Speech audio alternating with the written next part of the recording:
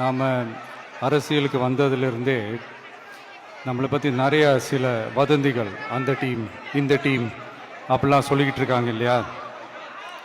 ஆனால் இவர் எந்த டீமும் கிடையாது, மக்களுடைய டீம்,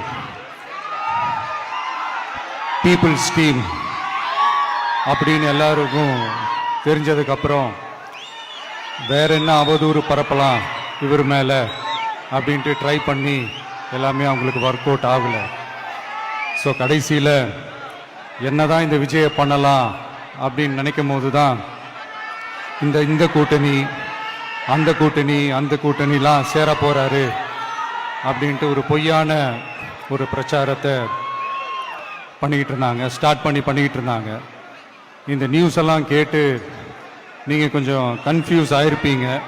அதனால் இங்கே மறுபடியும் ஓப்பனாக தெளிவாக ஒரு விஷயத்தை நான் சொல்கிறேன்.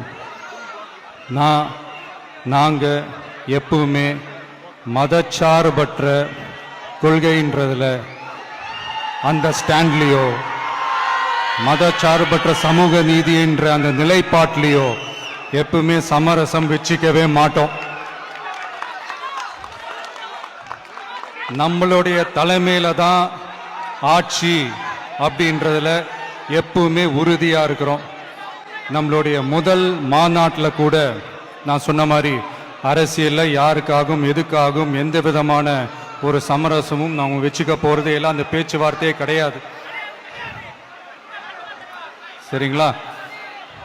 அதனால யார் என்ன அவதூறு பரப்புனாலும் தயவு செஞ்சு அதை நம்பாதீங்க. எல்லாம் வல்ல இறைவனின் அருளால் நாம நினைச்ச டார்கெட்டை நம்மளால நிச்சயமா அடைய முடியும்.